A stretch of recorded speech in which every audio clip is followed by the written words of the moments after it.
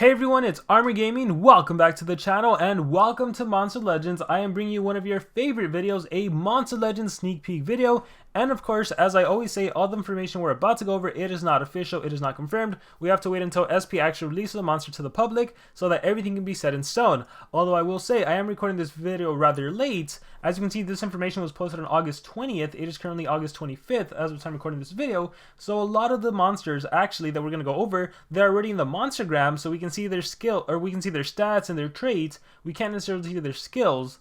So that's why I'm doing this video. But then again, we also have the monster sheets out. So yeah, nonetheless, I'm still going to go off the information here. It's usually some of the same, although not 100% official. So if you want to check out the official Monster Legends Discord, be sure to join that and check out the monster sheets there. With that being said, as you can see, we have Steamwrath and Seaquake. This is already out currently in the game. We have this upcoming Megaton quest, so I made a designated video just for this monster because he is worth making a video on himself. Season 2, this already came out. More information on the quest. Here we go. We have information on the Tails monster. Nautix Tails. Enter Nautix Tails challenge to collect monster cells.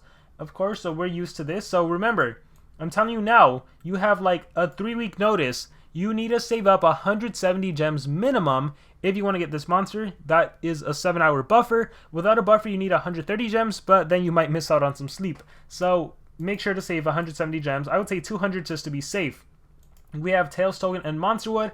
Keep in mind that all the tokens, the only usefulness of the tokens of the sigils is just to be able to get some extra cells, but you still need to get the monster and you need to get the key in order to even be able to use these sigils. Okay, so you can watch a bunch of videos, you can collect them all, but this doesn't necessarily help you get the monster. You still need your 170 gems. Alright, and then we have information on a monster called, so according to this, it's Q3RION. So I see like, if you consider that a B, it can be like Q Brian. It can be Q3 Ryan, it can be Q3R Iron, or Ion. Okay, that one makes more sense. Q or Ion, different ways you can say it. SP actually says Q Bicycle, so we'll see what the name actually is. But let's take a look at what this monster does. So Fractal Hero deals moderate metal damage to one enemy, applies daze, spammable daze. Oh, this is a percentage remover, so this is going to be like a monster that you can use to take on Megaton monsters if you don't have the best stuff. Especially because you can just run a hidden shiv on this monster, and if he has a 30% remove from everyone, that's 90, and then hidden shiv, hidden shiv, hidden shiv. Okay, so let's see what he actually has. Removes 20% of total life, heals by 30%.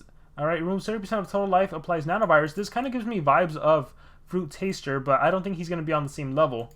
So I will say, I feel like nanovirus is going to be more relevant, especially in this era of maybe battling monsters that have face shield. So can you imagine just hitting them, equipping a nanovirus on them, or hitting them with a negative nanovirus? Now they can't apply positive effects, which means they won't be able to get the positive effect protection or the 2-turn evasion. So I think nanovirus might be stronger than we've seen in previous metas. Moderate metal damage removes shields from everyone. Okay, this is going to be useful against a Megaton monster because he applies shields. Removes 20% of total life from all enemies. So against a Megaton, this would be 60, plus your hidden shift can kick in.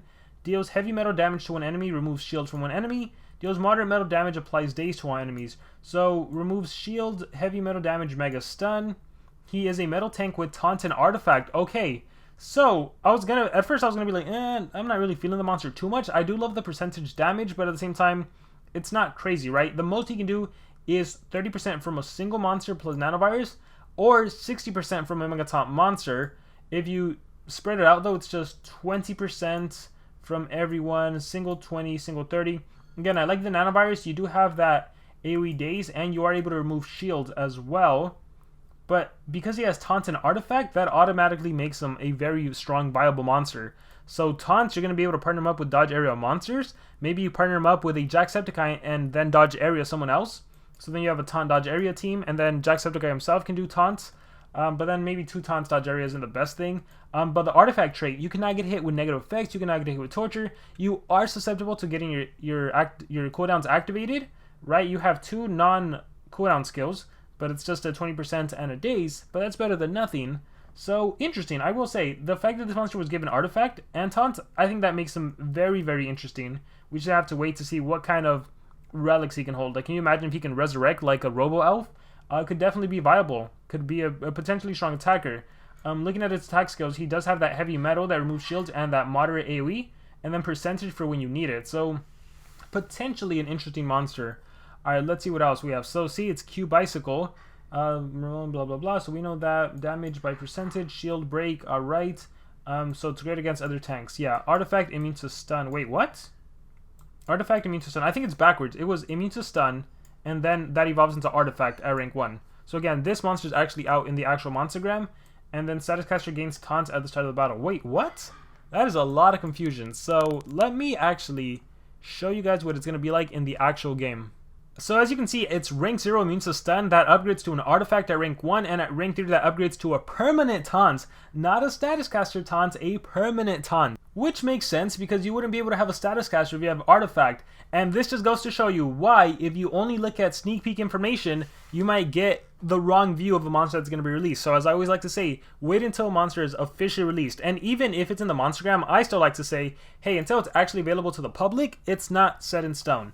Alright, with that being said, let's scroll down. So we already went over the Megaton monster. Alright, let's scroll down. We can skip him for now. There he is. Alright, take a look at this. We have the brand new beast. I completely forgot about the beasts. So we have Garuda token, the Thunder Beast. Alright, so as always, there's probably going to be dungeons throughout the whole month. You could also watch Monsterwood get up to 50 shards. And let us scroll down. Let's see. Nautic is another monster. So this is a Tails monster. Moderate metal damage applies poison. And then blind. Spammable blind I always like. Moderate water damage, poison everyone. I told you guys that immune to poison is actually going to be more relevant moving forward. Oh, I don't know if you guys have seen that video yet. I think it might have been on... I forgot what video I talked about that. Let's see. Applies blind to all enemies. No, I think it was the Jacksepticeye, so you guys should catch the joke. Applies blind to all enemies. Moderate water damage, stun, singular stun. Heavy dark damage, poison, and total blind. Nice. So you can immobilize with stunning. You can immobilize with total blinding. Moderate water damage, stun twice. You have double stun, so this is going to be useful against monsters that have hardened and tough. We've been seeing a lot more of the tough trait. We also have Malfetor with Bulwark. Deals heavy water damage, applies mega stun. Alright, nice. You can total blind. You can single stun. You can mega stun. That's a 2-turn stun. And you can AoE double stun. That's nice. Heavy water damage removes positive effects, poison, and mega stun. A water monster that doesn't freeze but instead stuns. So stun and total blind for your skills. So yeah, it's going to be interesting to see how the meta ends up becoming. Again, we've had a lot of immune to control monsters, a lot of status casters stun immunity monsters as well, status caster controlled immunities. Let's see what he has. Immune to control, that, see, he himself is immune to control, that is nice. And he has tough, and he starts the game off with minor blind against the enemies. If there's no Megaton monster, which there is now, but if you're playing in a war, there's no Megaton monster, the enemy's accuracy is reduced by 25% with minor blind. You can honestly do AoE blind, and then they have heavy accuracy reduction. You add in a daze on top of that. Oh my gosh, that can be really powerful. So this is Nautic. Let's scroll down. There's Q Bicycle. Let's keep scrolling. Let's see. Okay, so we even have Relics, Mask and Armor. We have Mask and Armor. And look at Nautic with the Essence, with the Revival. If you die, you come back to life, and you're able to double stun, mega stun, total blind, and single stun. I like it. That is awesome. So that is the Tails monster. So hopefully this gives you an idea of who to save for, who to go for. Bloomeria challenge. Nice. You're going to be able to get Bloomeria.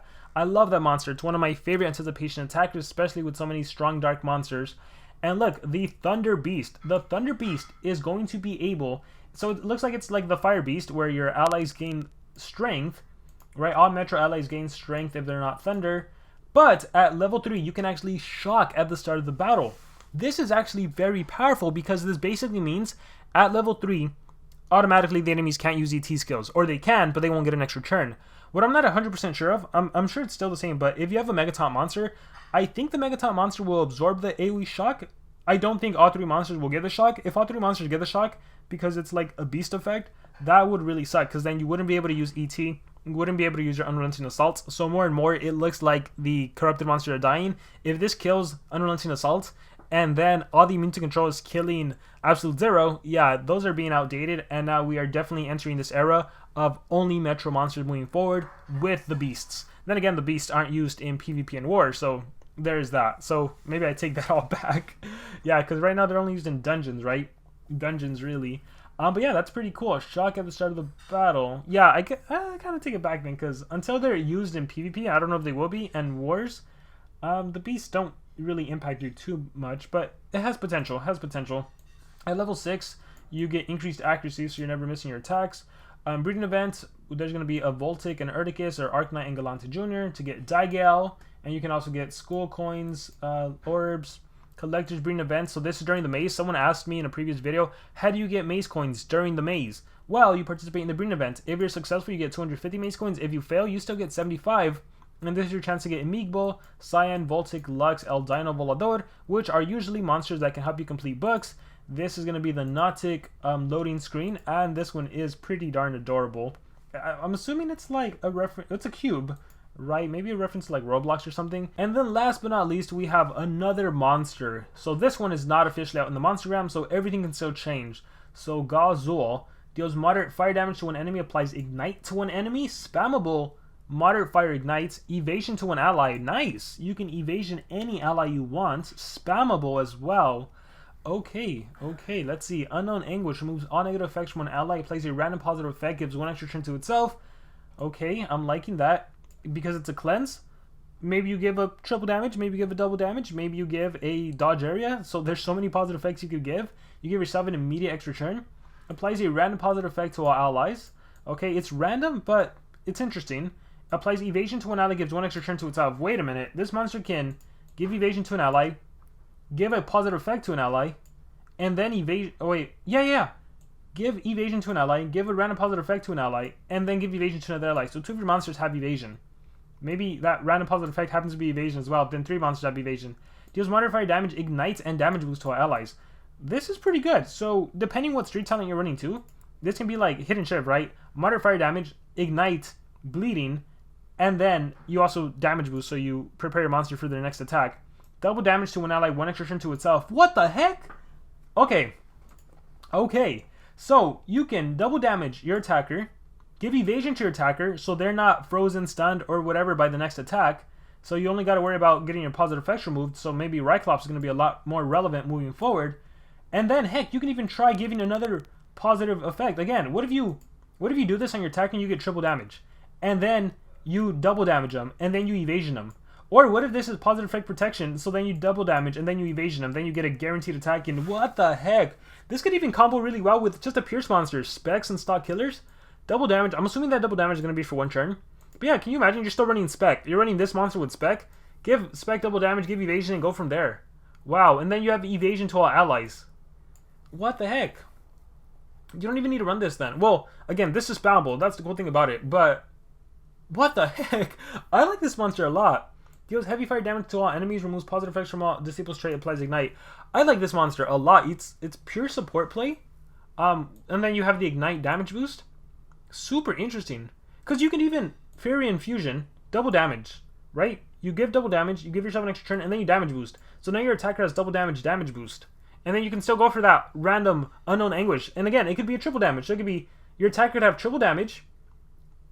And if you're running the evasion skill, yeah, your attacker can have triple damage with this. You could give evasion, you could give a double damage, and then you end with this skill right here. And now you have triple damage, double damage boost from 1 single monster and your evasion. What in the world? Or even better, just positive effect protection. Oh, this one applies, yeah, this one's just a random positive. Honestly, you're probably not going to run this.